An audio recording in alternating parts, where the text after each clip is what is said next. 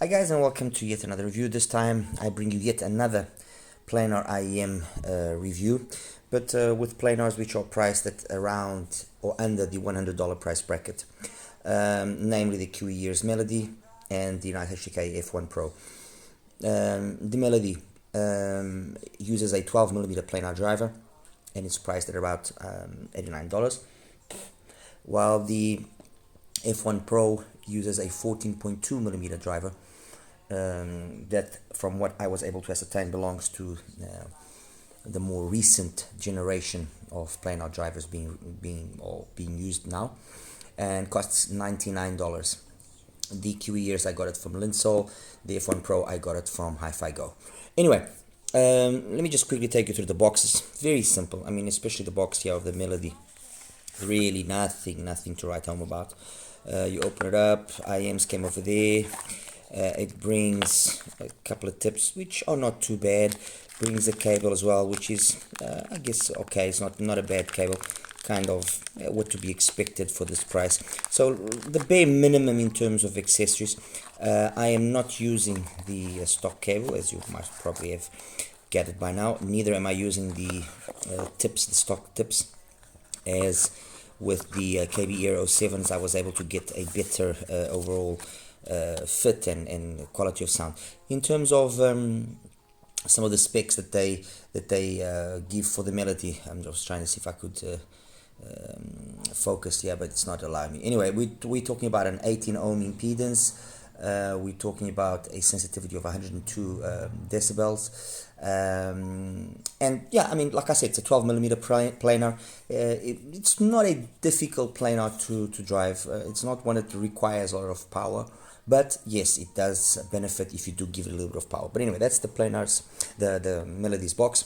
The NICEHCK F1 Pro, it brings a little bit better presentation. Inside, the IEMs came over there, which I'll show them to you in a second. Well, I'll show them both. Came over there. Underneath there was some accessories, but I actually think I've put them all inside here. No, I've actually taken them out as well.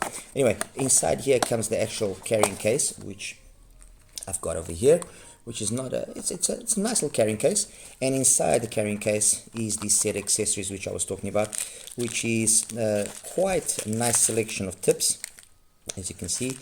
A very decent selection of tips. These are like the KIWIEARS 07s, and I'm actually using these tips with my F1 Pro, and the cable as well is a decent cable. Anyway, let me just put this down here, get the box out of the way because we don't need this anymore. So in terms of the overall accessories, the F1 Pro is actually nicely accessorized in terms of tips. Got a nice carrying case, and the cable itself isn't too bad. Anyway, let me just quickly show you the two IEMs. This is the Melody. It brings a very understated shell. I mean, the faceplate could have been a little bit more hyped up, I guess. So it's a very unassuming IEM, all metal, as you can. Well, the faceplate is metal. The actual shell, I would say resin. Yes, definitely resin. But the faceplate is metal. It's got a nice fit. Fits perfectly. I have no real complaints about the fit. And like I said, I'm using the KIWIEARS 07s because they just gave me the best fit. If you notice carefully, the angle of the nozzle is not too pronounced. So what ends up happening, in my case at least, is that it sits kind of with this angle like this for me to get it to go in nicely into my ear canal, and that's why this tip actually worked best, because the stock ones were just a little bit too soft. Okay, so solidly built, really nothing to complain about that. It fits nicely, isolates well once you got the right tip on there. 12mm planar driver, and yeah, that's the Melody. As for the NICEHCK, it follows kind of the same shell design that it already was in the F1, but it's substantially thicker, and what that thickness has allowed is for a much better fit. This type of shell usually has got some problems, and actually let me get you the stock one. the original one, the F1, and if you could, I mean, you can straight away see the difference in thickness between one and the other. It's quite prominent. Okay, what that has allowed is, if you look carefully at the angle of the nozzle, is that the nozzle's angle is actually good. Just that here it was short, and you would have to really shove it in to kind of get it to go into your canal, while with this one it goes into the ear canal quite nicely and doesn't fit in any weird position. I just have to kind of angle it slightly forward. But the thickness of the shell has allowed for a deeper insertion, definitely. The overall design is very identical. The faceplate is, however, a little bit blander than the original F1s. The F1 was a little bit more audacious in its design of the faceplate. And it's a bullet style, but actually it fits pretty decently. In terms of the actual cable, the cable is actually a nice cable. It's nothing to frown about. 4.4 termination, because that's what I wanted. You can get it in 3.5 as well. And yeah, like I said, a nice fit considering it's a bullet style shell. And in the case of the original F1, there was some people that complained about the fit.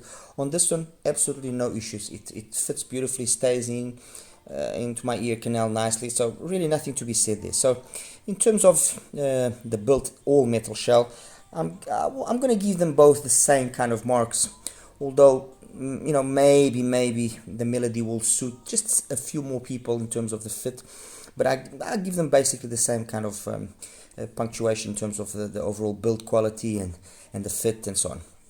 What then do I have here to compare these two with? Well, obviously the F1 Pro had to, the F1, the stock one, the original one, had to be here to be compared with the Pro, and then to compare with the Pro and also with the Melody, I brought two other IEMs which have kind of come into the market as well as of late, priced at under $100. One is the ARTTI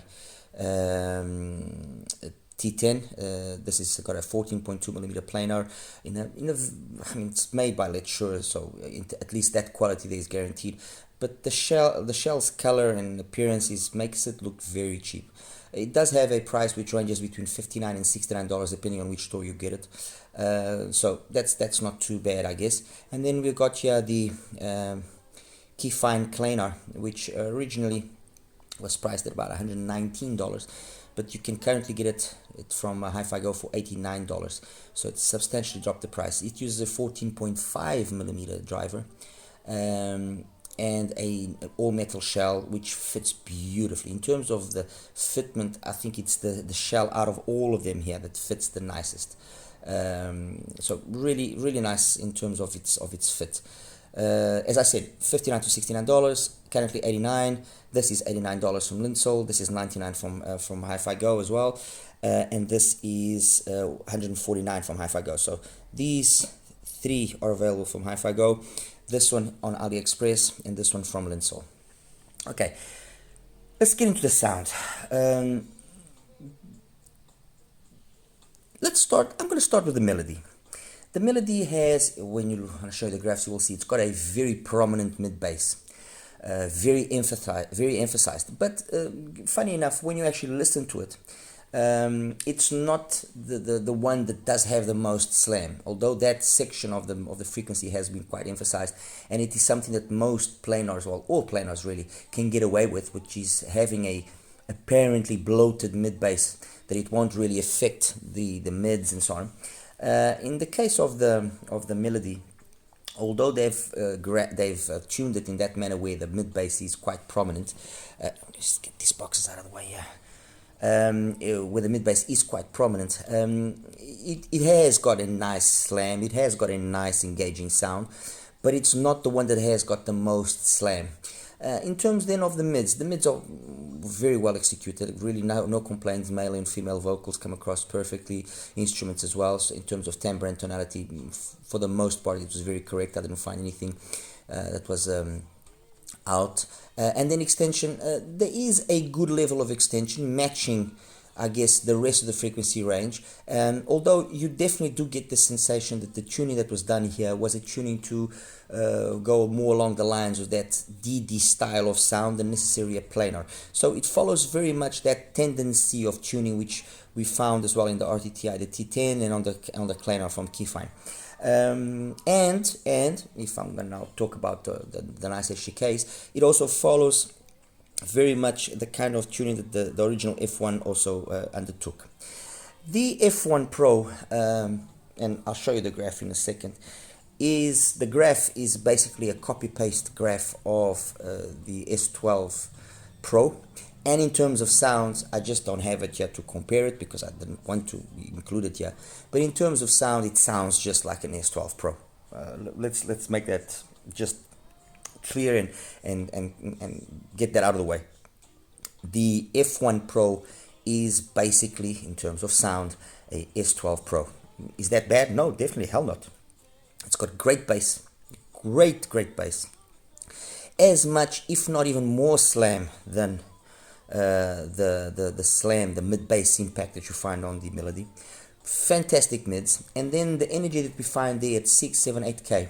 Although graphically it might seem like it's going to be too much, it never really is excessive because it's got all that nice bass coming from behind to counteract it to a certain extent, and it just gives the whole presentation a very nice lively feel. While, for example, when you listen to the T10, you feel it's a little bit warmer, okay, more mellow in the upper frequencies. The same thing happening with the F1. With the F1 Pro, you notice straight away that it's a very much an alive sound, which is also what happens with the KeyFine, with the Planar, and with the Melody. So these three will definitely be the liveliest sounding. The one that comes out on top is this one, and these two basically are the same, with the two darker ones being these two here, the T10 and the original F1. Male and female vocals, like I said, is fine, very well executed. Timbre and tonality as well, perfect, nothing to be said there.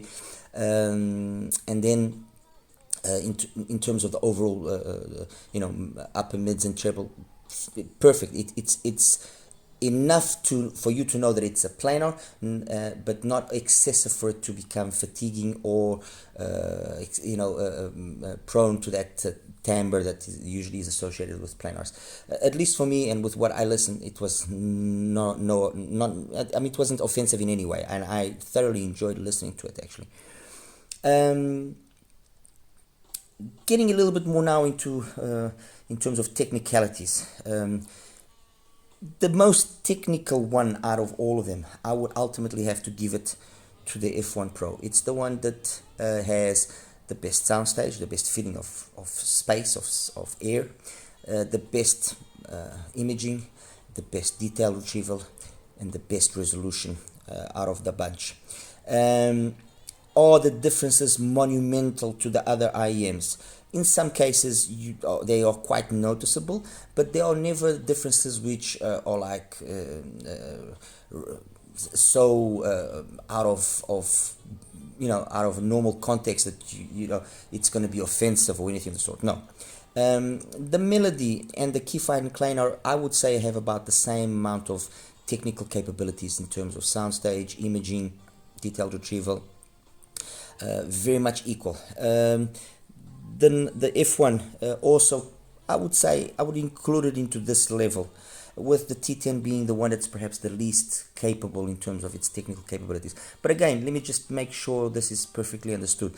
The differences are not huge, and you will pick up on these differences mainly with what is the source that you're using, and with occasional songs here and there. At least that's how I heard it, or how it came across. Like, for example, Feel So Good from Diane Reeves.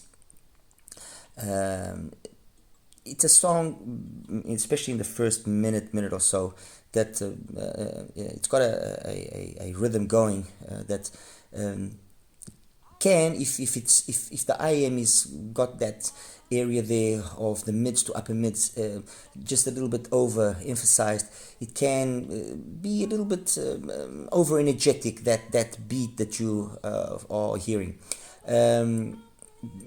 I mean, none of them were in any way offensive, none of them, but the ones that came across in the nicest manner overall, and what I'm trying to say by that is the ones that kind of sounded the most realistic for me were the F1, the Keyfine, and then the Melody. Not much difference between them, but these were the three where that section of the song came across the nicest. The T10 and the F1 were a little bit behind, but not dramatic. And the one very significant or very determining factor for that as well was what was the source. If I, for example, was using the Q15, the one that definitely sounded the darkest was the T10. However, the T10 with the NX7 and with the Cayenne RU7 as the source comes alive in a very nice manner. It gains a lot of energy, a lot of openness to the sound, while the Q15 will have a tendency of making it sound overly dark. The same thing that I've just said about these two sources with the T10, the same thing exactly applies itself to the Keyfine. The Keyfine with this sounded more alive than with the Q15. Did it sound wrong with the Q15? No, it didn't sound wrong. Actually, if I compare this and this with the sources, this one was probably the one that maintained itself most equal between the two sources than the T10. As for the melody in the Q15 sounded way too mid-bassy, if that's a way of putting it. While with the RU7 or with the Yuki, it gained a little bit more openness again in the sound. So this combination matched better the melody's character. However, interesting, with the F1 Pro, it was the Q15 that came out on top. Not that this one was behind by much, it wasn't, but I actually preferred the F1 Pro with the Q15, and it just sounded overall nicer. There was this velvety smoothness that just made it sound more agreeable. And with the stock F1, definitely the Yuki or the Cayenne RU7 are the ones that also help open it up a little bit more and sound a little bit more engaging. Again, let me just reiterate what I said earlier.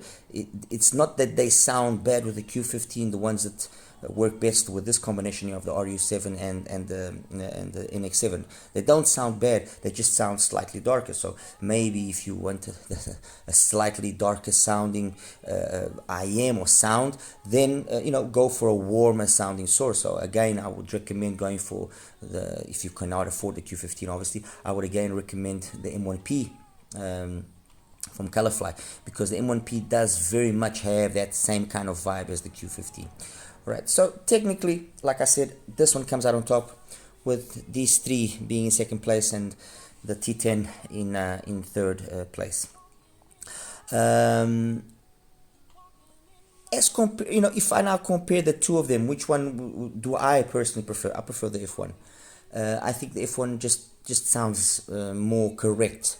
The mid bass that it has here, although it doesn't sound as excessive as what the graph shows, it does with more than one song that I like listening to, give those songs a particular tonality which is just a little bit overdone. It doesn't offend me, doesn't in any way, but it's just a little bit overdone, so ultimately sounds a little bit more colored than what the F1 Pro sounds. The F1 Pro sounds more true to the recording, sounds more original, while this one has a definite flavor. It's actually quite interesting, because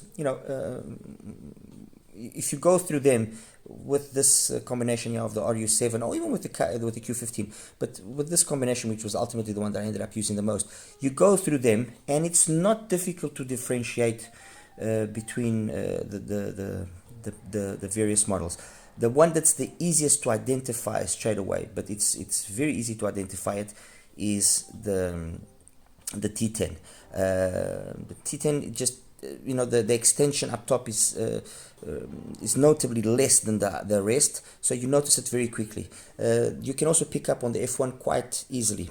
The melody you pick up on it very easily because of that mid bass, and especially with certain songs. You'll notice, like Piece of Me from Candice Springs, you'll notice it straight away. The two that are the most difficult to pick up are the Keyfine and the F1 Pro. Those are the two the ones that you have to pay a little bit extra attention to differentiate between the two of them. And that's it, guys. I mean, there's really not much more that I can say. I'll show you the graphs next. Any one of these planars is a very nice planar. That's the reality. I mean, there's nothing here which is offensive in any way.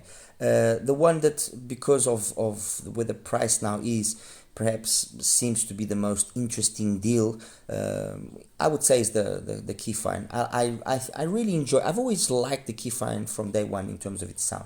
I always thought it was a really nice sounding IEM, you know, and the price now at $89, which is basically the same price as the Melody. If I was to choose between the two of them, I would choose this. This is me again personally.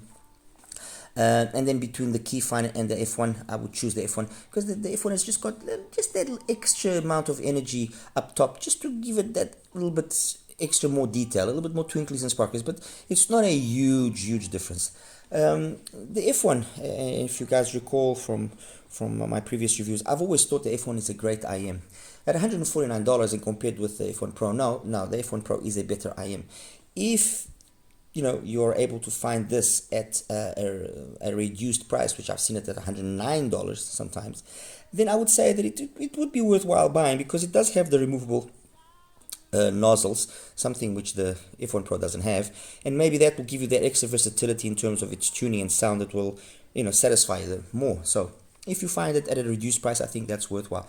But definitely, I think the one that stands out as the overall winner in terms of sound and in terms of accessories, I think is the F1 Pro. The Melody, it's a nice solid IEM in terms of planar. You know, it uses a smaller sized planar driver than what we are used to, 12mm driver.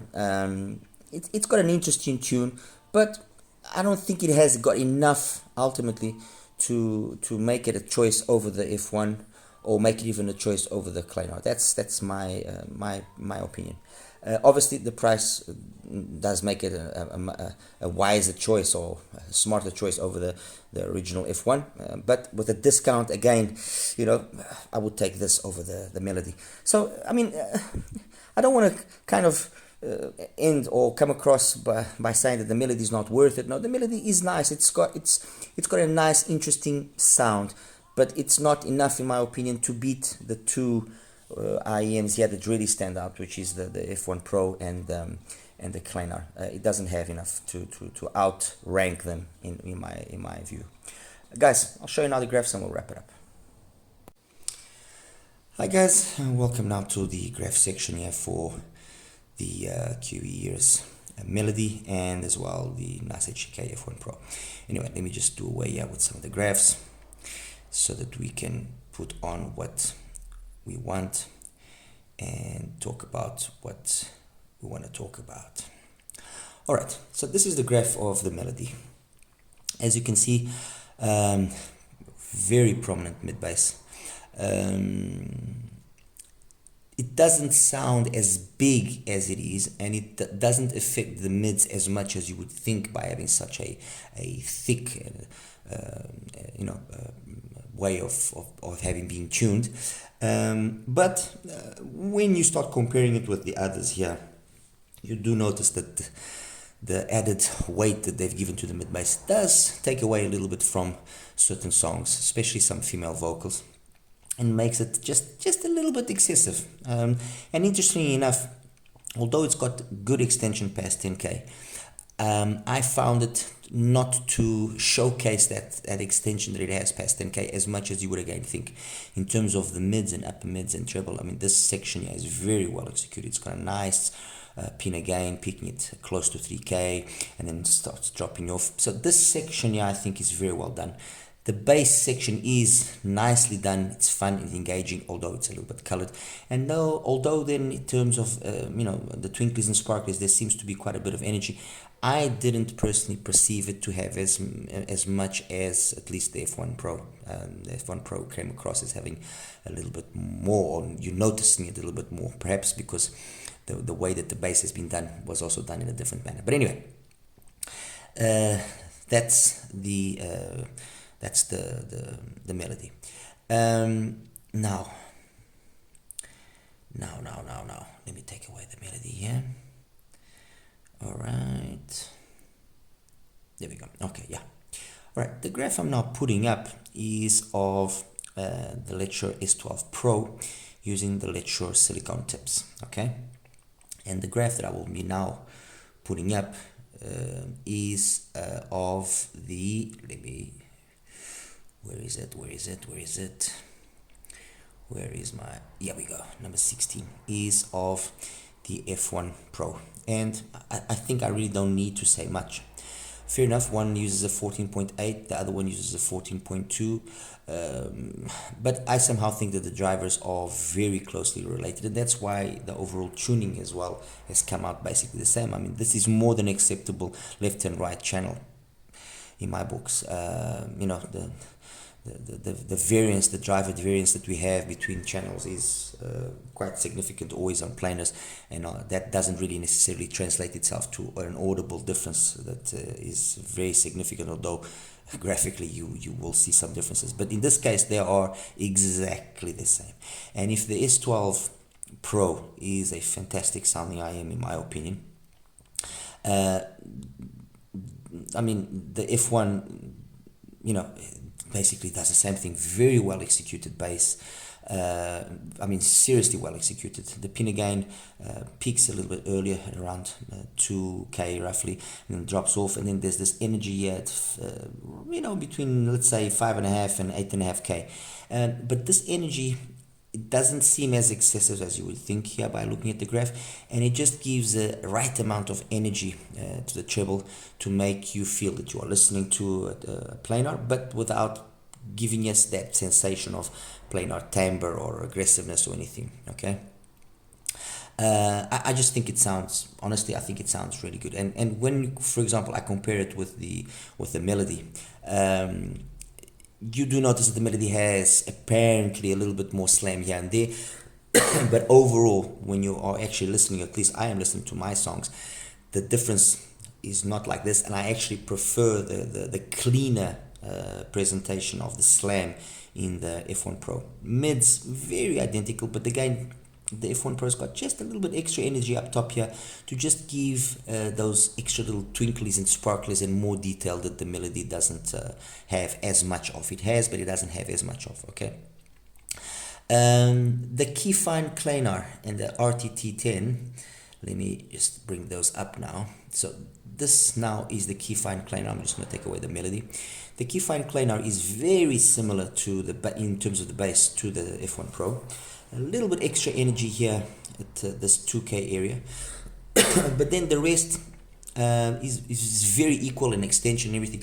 The whole part here sounds very similar. You will notice on some songs and some instruments, you will notice that the Keyfine has got that little extra amount of energy there, but it was never anything that I found detrimental in any way. Candace Springs was one of the songs where I would notice this little extra energy here on the Keyfine, but overall the sound is very similar, and it was the two IEMs that I actually had a little bit more difficulty in sometimes separating them or identifying one and the other. Like I said, I've always enjoyed the sound of the Keyfine from the first go that I listened to it. I think it's a very well tuned planar driver, following, yes, a little bit more that tendency towards wanting to sound like a DD, but it's still got enough up top here in this treble area for you to identify it as a planar. And as for the RTT10, where is our RTT10? RTT10, there we go. As for the RTT10, it does graph very similar to the in terms of bass, as you can see, and even mids, and overall, I mean, very similar graph to the F1 Pro.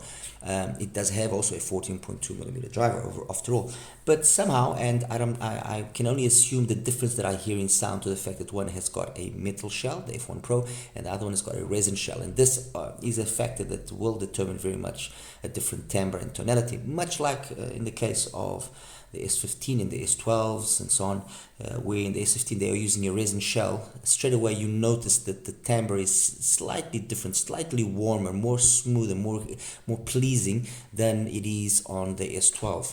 And I think that's the same situation here. We've got two IEMs with very, very similar ways of being tuned, but one being in a metal shell and one being in a resin shell gives it different tonalities. The T10 sounds definitely smooth, it sounds definitely more laid back, but also more closed in. And you notice that the twinklies and sparklies on the T10 are not as much as on the F1 Pro. It is without a doubt the IEM that it's the warmest sounding IEM. That's not a bad thing, mind you. I mean, I've got nothing good to say about the T10 in terms of its sound. So yeah, that's basically it. With comparing it with the Melody, again, you see that in terms of the mids, they are very similar. The Melody does have more mid bass, and it's noticeable that it's got a little bit more slam over the T10.